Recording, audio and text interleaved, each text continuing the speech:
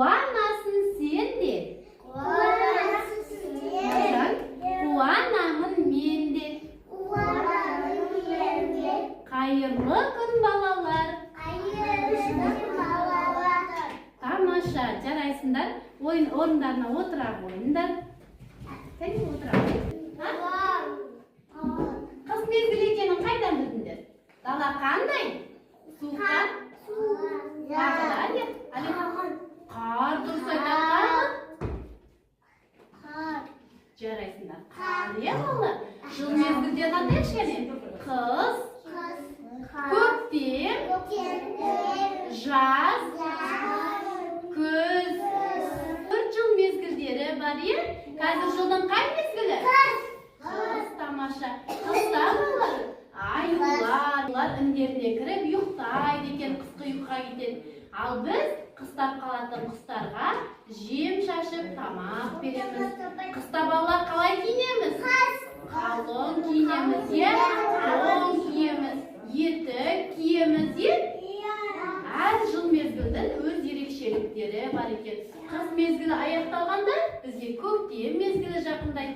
Күн ақырындап жылынады. Көктем мезгілі жақын келгенде ағаштар бүршік атады екен. Қыс мезгілінде сендерге не ұнайды? Қысқы ойындар, шанамен сырғанаймыз, аққала жасаймыз. Мына жерде не істеп жатыр балалар? Қараңдаршы. Аққала жасап ойнап жатыр. Балалар, сендер аққаланы білесіңдер ме? Қане олай болса, орныңыздан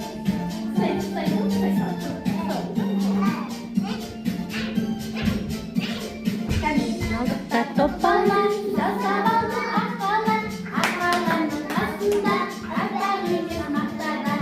Бәрі біледі, бізге қарап күледі, ол қолында сыпырғы, сол қолында көреді.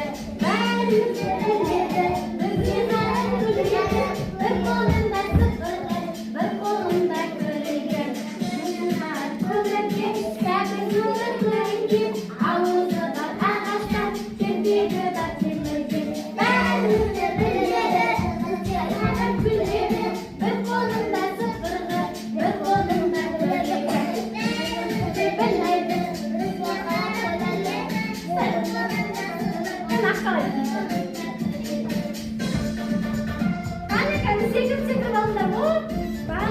Балалар, көзі тостақтай,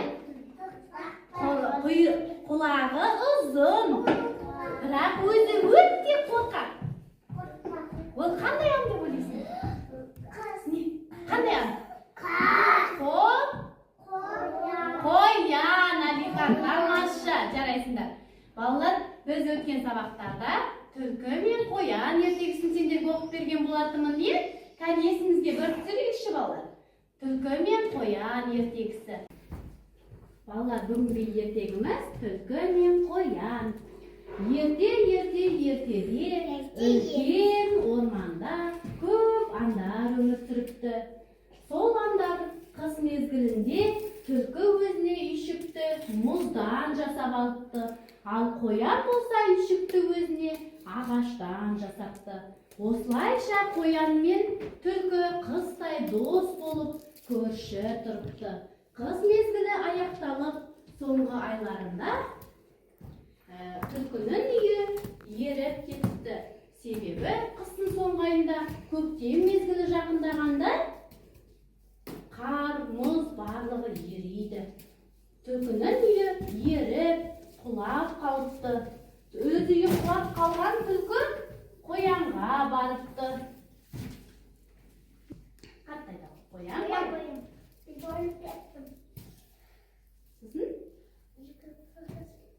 Осылайша қоян не дейді кіргізді? Осылайша түлкі қоянның үйіне кіріпті. Қоянның үйіне кіріп жылынып алған түлкі қоянды үйінен қуып шығыпты. Сөйтіп қоян жылап отырса, қасына не кепті балалар? Қасына ит келіпті. Қоян, неге жылаватыр? Жылан қайтты, түлкі үйімді тартып алды. Sen minnak geliyor. Sen alamazsın. Alıp geliyor. Осылайша ит пен қоян түлкіге барыпты. Бара қойыңдар түлкіге. Түлкі. Tıkı. Koyanlar indi. Uzak. Vay. Senin iyimiz koy bir. Canım. Осылайша түлкі үйді бермей қойыпты. Үйдің есігін ашпай қояды. Оның ит тұрып әрі қарайды, бері қарайды. Түлкінің бермесіне көзі жетіп, ит орманға қарай жүгіріп кетті. Осылайша қоян жылап келе жатты.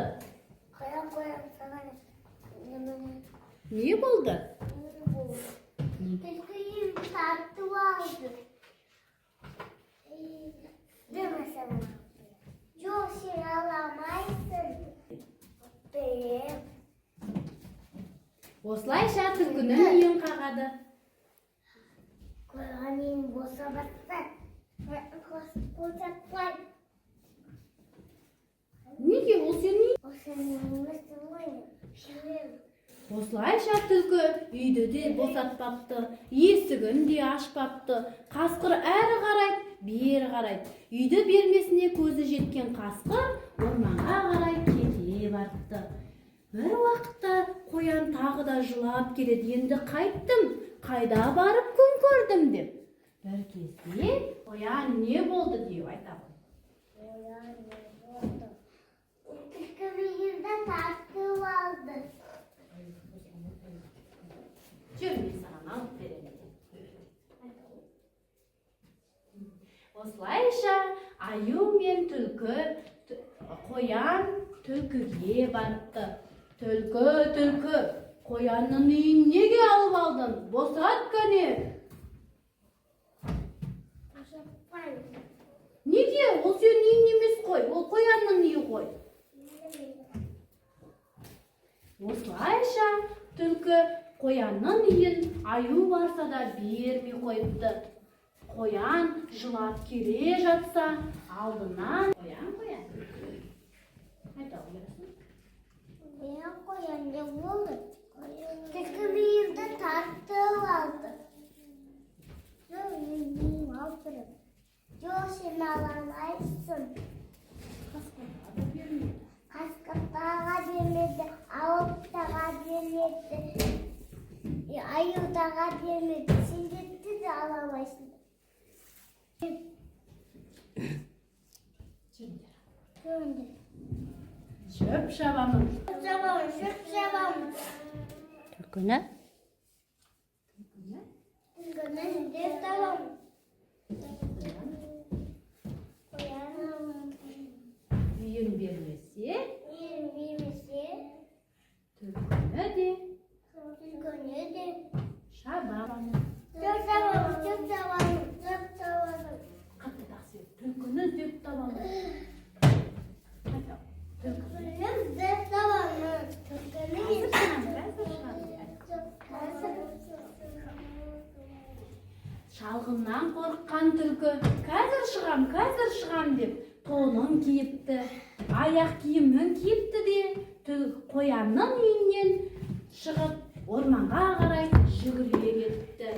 Осылайша қоян өз үйіне өзі ие болып, әтештерге алғысын айтыпты. Şimdi Не артық дедік айтыңдаршы? altı koyan. Не артық мына жерде ертегі кейіпкерлерінде жоқ? Қасқыр бар ғой. Не жоқ? Не жоқ қараңдаршы? Бәрі бар, не артық мына жерде? Қайсысы артық? Қасқыр бар ғой қоян мен түлкі ертегісінде. Маймыл бар ма? Қоян мен түлкі ертегісінде бар ма маймыл? Я жоқ, я, себебі бұны алып тастау керек. Бұл ертегіде жоқ. Ал енді ретімен қойыңдар. Ерте қоямыз мына жерге. Кәдімгі қоянды қоя ғой. Былай аламыз да, бүйтіп қоямыз. Мына жерде қоян, е? Сосын не болыпты? Түлкі суретін қоя ғой. Иә, түлкі болыпты. Тағы қоя ғой мына жерге. Қоя ғой. Біз қандай ертегіні сахналадық жайда болады? Қандай ертегі? Түлкі мен Түлкі мен мынау қандай ертегі? Қоян, сосын түлкі. Балалар, бүгін сендермен қоян мен түлкі ертегісін сахналап көрсеттік. Бүгінгі сабақ сендерге ұнады ма? Жарайды, тамаша, жақсы.